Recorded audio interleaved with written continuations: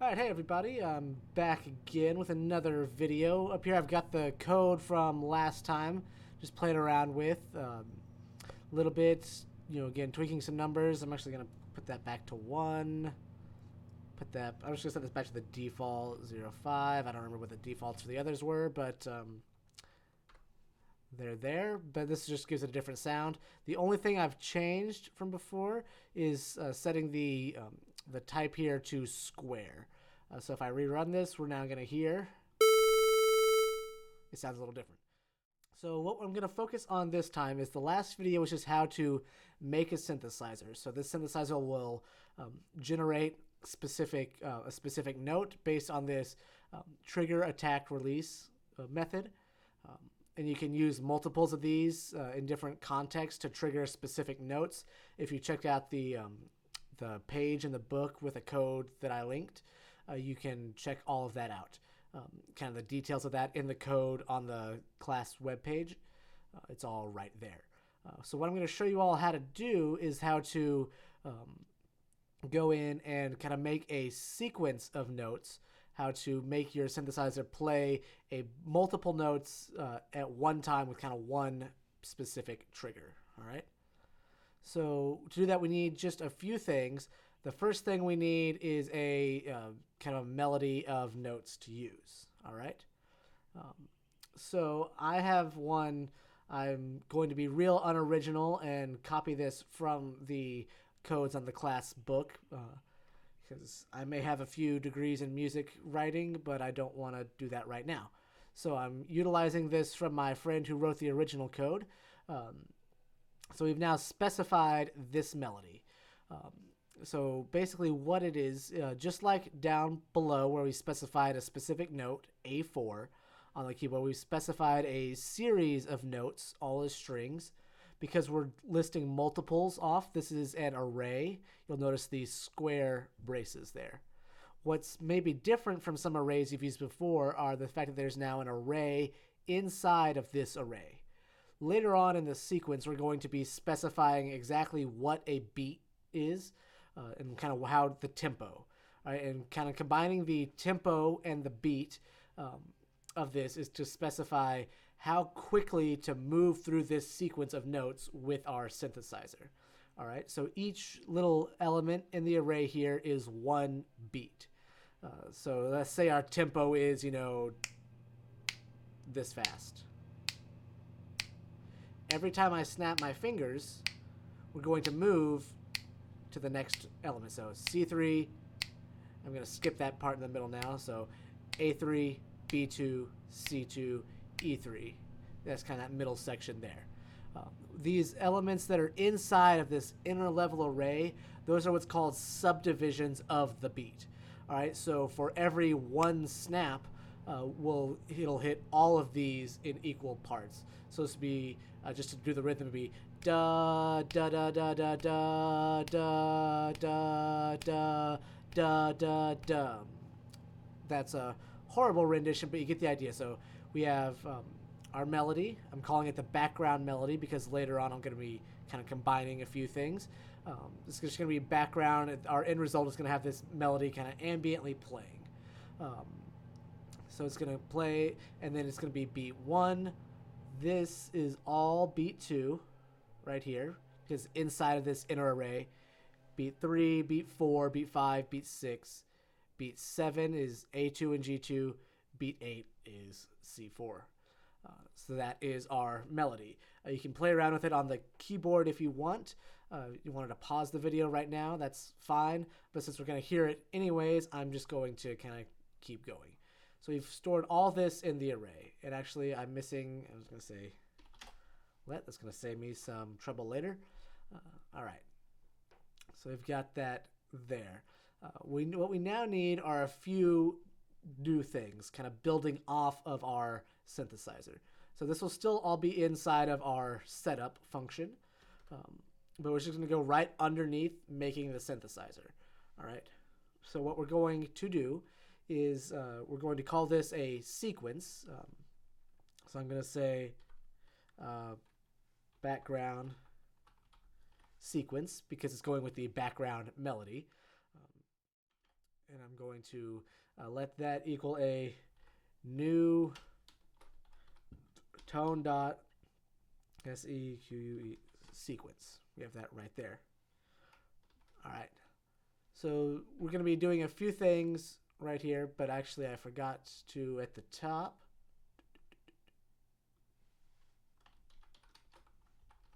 Always want to declare your variables. So now this is where things get a little kind of confusing. So this is going to be kind of a function that we're putting together. So I'm going to make it a function, and then it's going to get a few arguments. It's going to be the time and the note to play. All right. So we have that there. All right. So then I'm actually going to move this parenthesis down. Since this is a function, we have to define some stuff. So we're going to give it its own braces. Actually, I don't need to get rid of all that space. So inside of that, now we're going to move. We have this this trigger attack release from before. We're going to move that up here and put that inside of our new tone dot sequence. I'm just going to delete that so we don't overlap. So now we're going to be triggering the attack and release in there. Okay, so we've now moved the simple synth trigger attack release from there to there. We're going to specify that we're going to whatever the note. Get rid of that. So whatever the note from the initial function is, we're going to say that's what's going to be the TE. I cannot type today. But again, how's that any different from a normal class? So the note that is from our initial function from the tone.sequence, that's what we're going to filter into there. That's what's going to be replacing the A4 pitch that I had initially. We'll get into that in a second. I'm just going to set that. I'm going to push this back to 0.5 from the 1. All right, so we have that there. One thing I'm also going to do, just so we can kind of see some stuff, just for fun, is I'm going to go in and I'm going to say console.log note, and I'm going to log the note. So that way we can see what it is being played. All right. So we have that there. And then I'm going to close off the... Oh, I already had the close brace. Close that off, so we're done. All right. So then I'm going to just... that a comma to separate that. So now what we need to tell it is what to feed in to the notes. All right. So we're going to say the background melody array, and how fast do we want this to be? What division of music do we want it to be? I'm going to set this to what's called a quarter note. This actually has to be a string. There. All right. So I'm making this into a quarter note. So what's happening here is a quarter note is essentially within a musical measure. It's divided into quarters, or 4 pieces. So 4 in, quarter note, 4 parts. So it's kind of 1, 2, 3, 4, measure 2, B2, 3, 4, measure 3, and so on. So we have that there. You could specify a little bit that you could do an 8th note, which is just dividing it into 8 parts. So 1 and 2 and 3 and 4 and da da da da da da da da 1, 2, 3, 4, 5, 6, 7, 8. I'm not going to count it again, but you could go twice as fast with 16th notes, and so on and so on. I'm going to put this back at a quarter note. And essentially when we get into the next part, that's going to be telling it how fast we're going to move through this sequence of notes. All right, so once we've done this little line here, we then just have to we have to tell the clock how to kind of move through all of this stuff. All right, it's pretty straightforward, but we do need a few lines of things. So we're going to need to set a few values of things real quick. So I'm going to move my cursor back. Tone.transport. So what this transport does is it's just kind of maintaining all of the the clock in the background for this musical things. It's kind of the driving force. It's moving along all this stuff. But we need to set a few elements. So I'm going to say tone.transport.bpm.value. So the value of the BPM of the transport, or the BPM stands for beats per minute. In this case, we're defaulting it to just a normal common time signature. Again, musical elements in super detail aren't a huge part of this class, so I'm going to keep it right here. If you're wanting to make something in a different time signature than what I have happening, you can comment or send me a message and we'll get into that, how to tweak it. But the beats per minute. Because I've set this to the quarter note, that's 4 beats per measure. It's essentially how many, if I was to keep going for a solid minute, how many of these would I hit? The default for the tone is 120 beats per minute. I'm going to slow that down just a little bit and go to 80. We'll play around with this once we have it all built up, but you can kind of adjust. That's essentially the speed.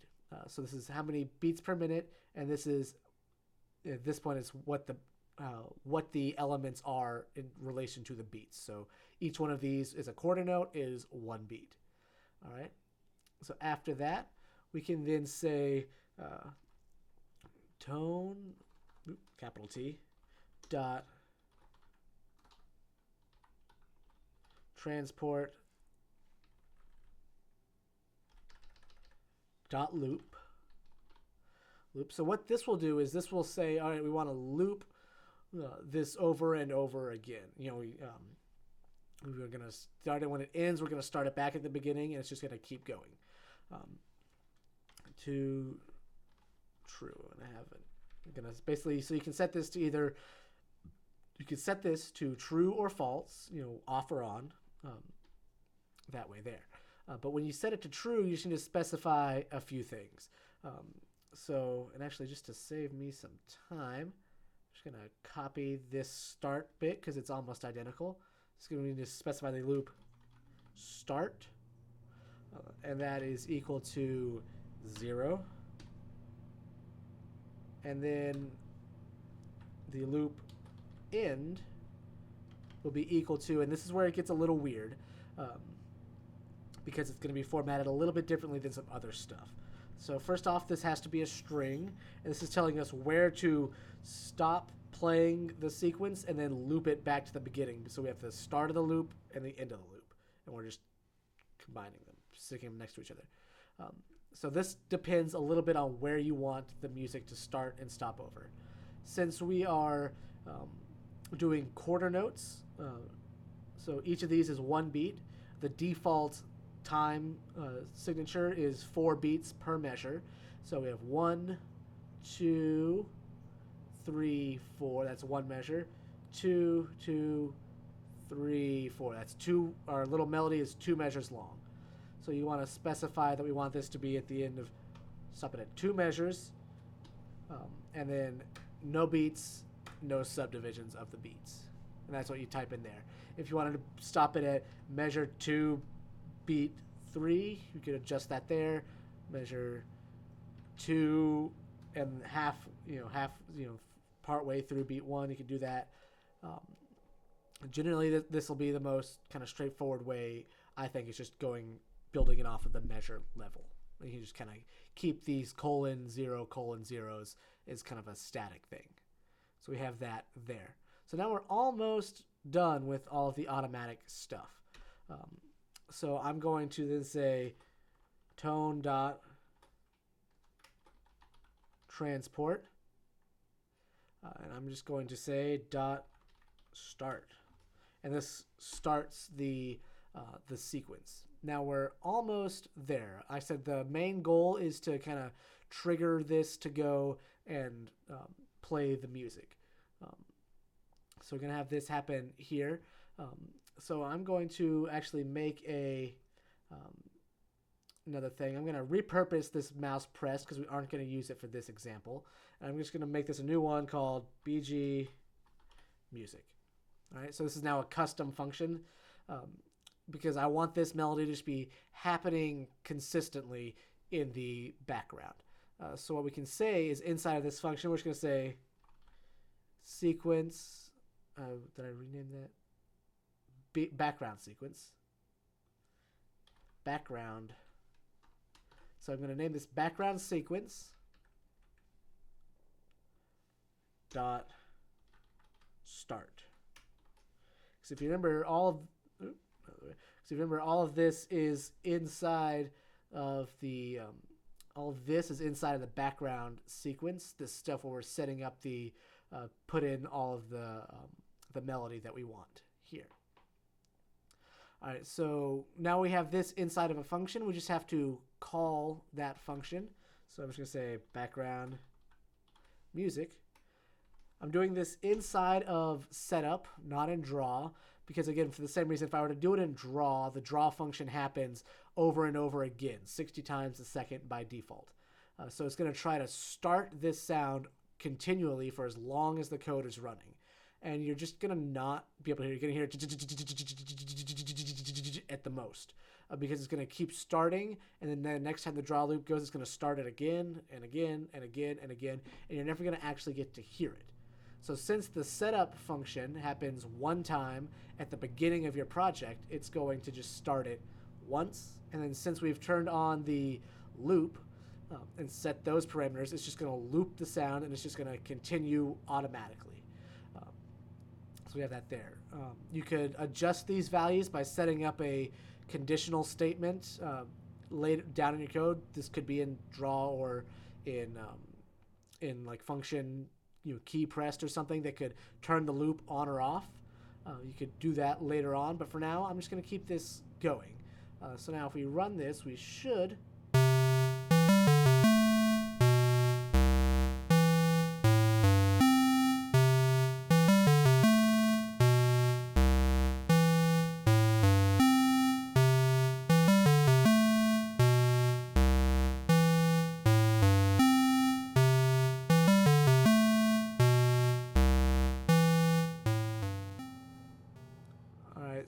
So I'm going to bring that volume down a bit. I'm also bringing that down to my headphones so I can actually hear myself talk. So now what we've got going on here is our sequence is happening automatically. So now we can kind of experiment a little bit with what I have. I've adjusted that. So now we have all of the synthesizer and sequence stuff in our code. For this, I'm going to, first of all, I'm going to save this. Console.log here on line 24. You can see the current note being played at the bottom, and then just the sequence of them as they go. So we have that going. So just to kind of experiment a little bit, if you wanted to change some of the timbre and how we're getting that there, I could 0.05 decay 1.5 sustain 0.1 resonance, release, not resonance, 5. If I were to rerun that, we get a different timbre to our sound. This is a little bit more noticeable here because we're hearing different notes. So you can really tweak these 4 values to get a sound more how you want. You could change the waves form here. So I've done sawtooth and square. Let's do sine real quick and refresh it. Actually, let me turn that up a bit.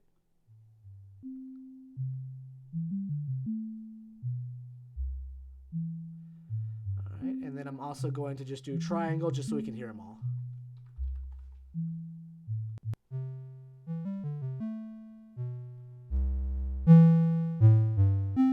So we can kind of hear that. I'm going to keep this at about this level.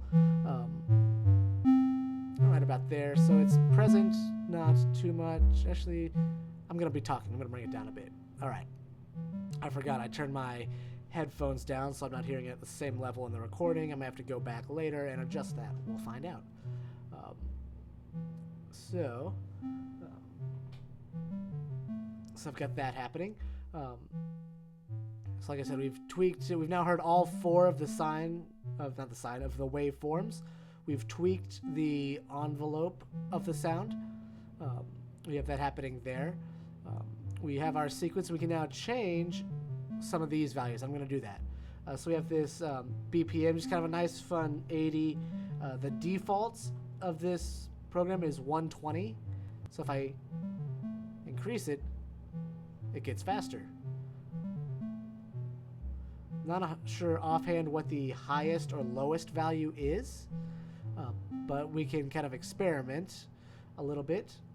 If I set that to 200, it'll go up to 200. If I set that to 40, I'm sure it'll go down to 40. It's now half as fast as it was initially. All right. I'm going to put this back at 80 for now. Like I said, we've now gone through and adjusted. We've heard all of the 4 main waveforms. We've tweaked the envelope a little bit. We can change some of this. If I wanted to make this, instead of quarter notes, make each of the elements in our melody array an 8th note. Change that to an 8 and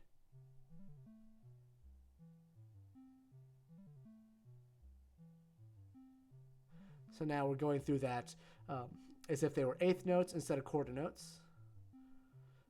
If I wanted to make it each one of them a half note,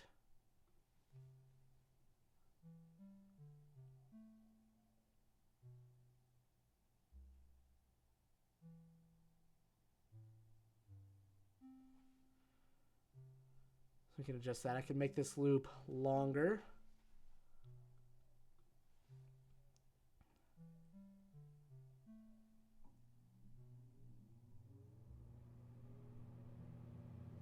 I'm going to make this value shorter again.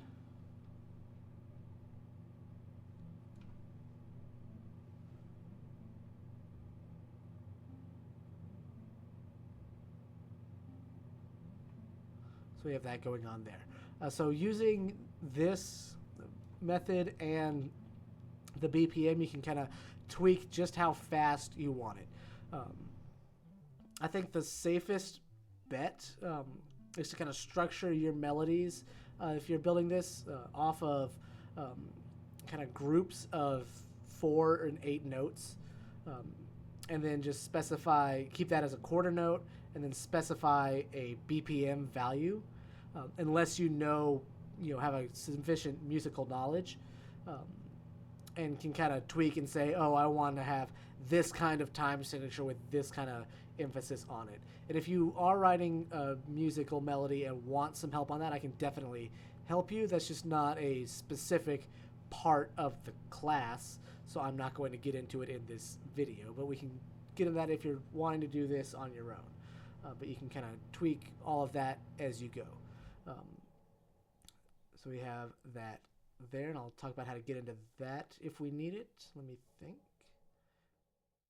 So we have our sound sequence here, and it's just automatically starting when we run our code and stopping when we stop our code.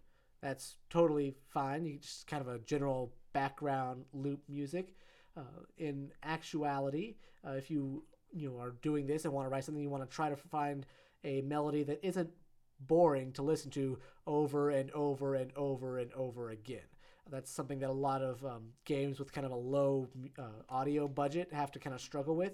You'll notice on a lot of mobile games, partly because of file sizes, but also because of budgets, that this the same track over and over and over again. It just repeats itself, so you got to try to find some way to make it less boring. That's more of an aesthetic choice, but that's just something to think about if you choose to set up your sounds like this, which just starts from beginning to end.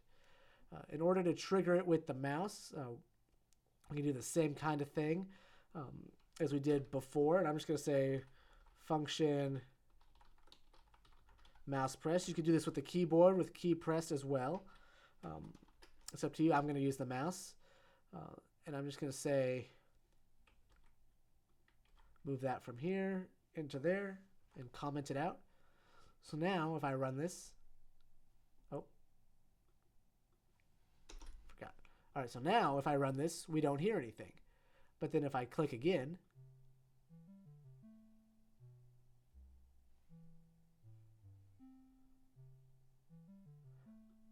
Now that I've clicked, we're hearing the sound.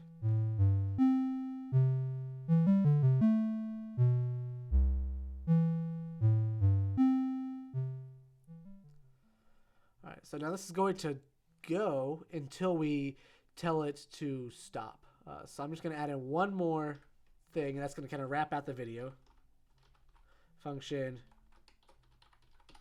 mouse release. This does the exact same thing as function mouse pressed. The only difference is that it does it when the mouse is released instead of when it's pressed. So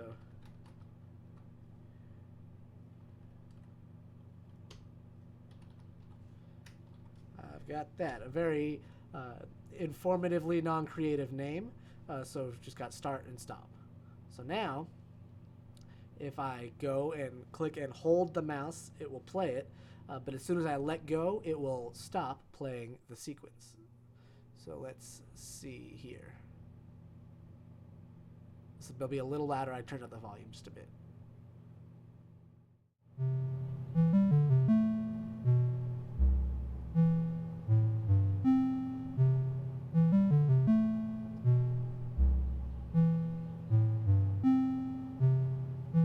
So now I'm going to let go of the mouse and we should hear it stop. There we go. All right, so why did I bring this up at the very end? Because, like I said, my goal is to be able to apply this into some code. So my next video I'm going to make is going to go in and it's going to take this kind of stuff and put it into, I'm specifically going to do it into the Paint app that we did. This is why I've got part of this line going on here. So I'm going to be doing it that way. So we'll have some background music, some stuff that gets triggered when we click in certain areas, things like that. And then I'm going to talk a little bit about how to do it into Bug Squish. I know a few students were having some issues with that towards the very end, but this will be something we can throw in. So mentioning that, that's kind of what the last assignment is to, after you've watched all three of these videos, to go in and add in some sound to your previous Paint app or Bug Squish. I'm leaning this more towards the Paint app because I know everyone finished that and they were all decent. So you would have a less chance of bugs happening, no pun intended, in that project. So that's where I'm going to go with that. But again, I will show you some ways you can do this in Bug Squish just because I would be remiss if I did not.